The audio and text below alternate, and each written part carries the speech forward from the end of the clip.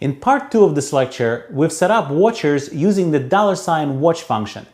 But that's not the best way of setting up watchers inside of the controller function. AngularJS has a more automated way of going about it, which we will take a look at now. Now, the way we've set up these watches is actually not a recommended way at all. You should never have these $watch functions executed inside of your controller. And the reason that is this controllers and the templates or index.html already have mechanisms that automatically set up these watchers for us. So how can we do this? Well, one way you could do this is, let's go ahead and comment this out and save that. Let's go to index.html and we'll just open up another div right here. And inside the div we'll say once counter and we'll say interpolation with once counter. And we'll put an ugly break here, but that will work. We'll say regular counter, and again, we'll say just counter. So now when we go back, even though we don't have any more watchers that are at least manual watchers set up, if we go back to our HTML page and go ahead and click number of watchers, you'll see the number of watchers is still 2. And as we keep doing the once counter, you see it will never change, but it changed once. And the increment counter, as you can see, is going as many times as we want as we're clicking our increment counter button. Now, there's a really cool trick to actually kind of tie into the digest loop and to see when it's actually getting executed. So far, all we've seen is how our watch is being executed. But what about the digest loop? Well, the way we could do is the following. If we say scope.$watch, and now instead of giving it a real property over in our scope, we'll give it a function, because this function is something that is supposed to return the name of the property to watch, which means every time through the loop, the digest cycle will want to figure out what property is that and execute it. So that means we could catch when the digest loop is actually going through all these watchers. So all we have to do is really provide one function, and we'll say here log digest loop fired. Let's save that.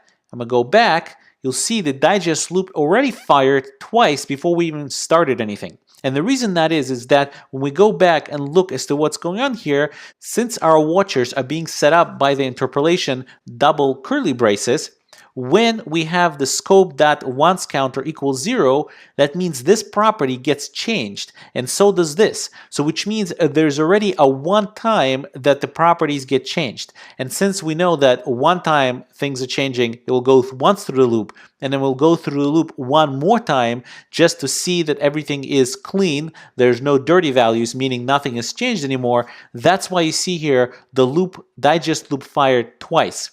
Now, if we click once counter, you'll see that again it fired twice, because one time was for changing the actual counter and another time to see that nothing has changed.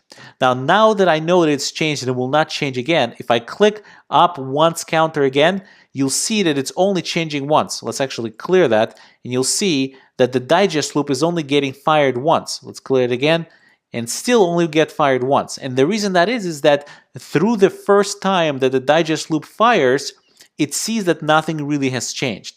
However, if we say increment counter, well, it's going to fire twice. Once for checking that the counter actually got incremented, and once to see that nothing else has changed.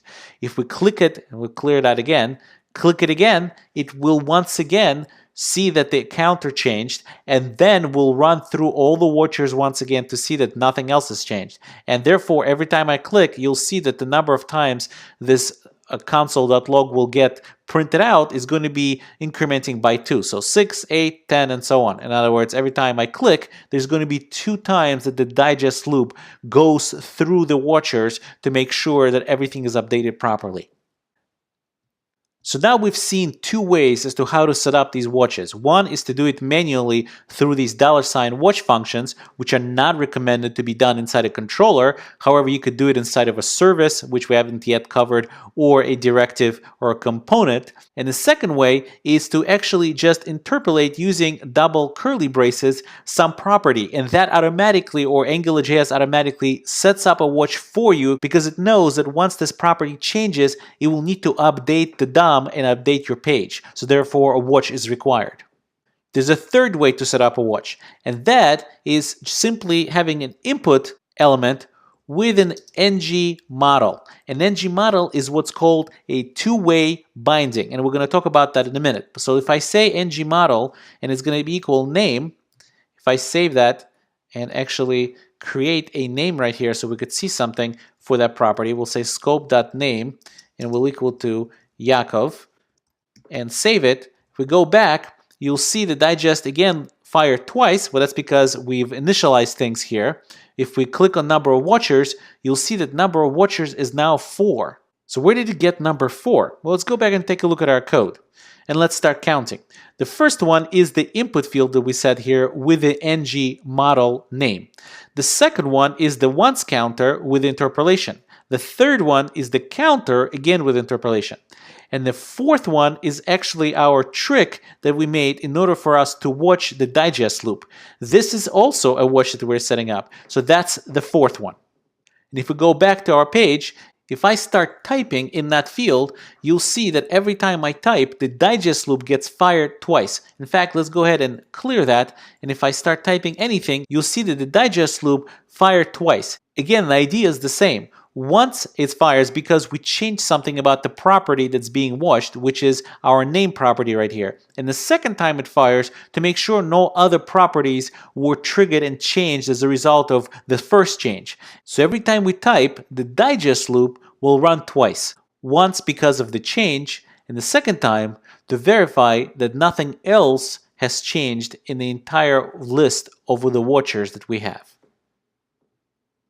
So let's summarize.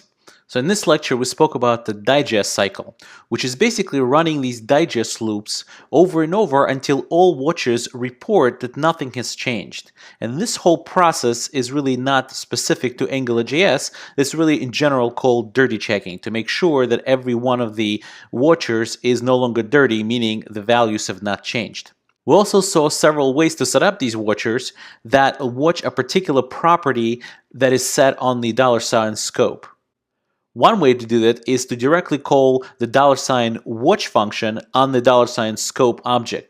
And you never want to do this in a controller. And the only reason we did this is because that's all we learned about up until this point, but it's not a good practice to do that. And the reason it's not a good practice to do that, again, is because controllers and templates have their own ways to deal with watchers and set them up. For example, another way we learned about it is simply to interpolate some property inside the HTML template. That alone sets up a watch.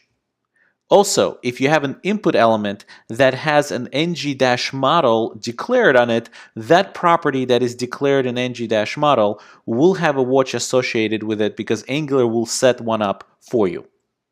Now remember, everything we've discussed only applies to things done inside of the Angular context.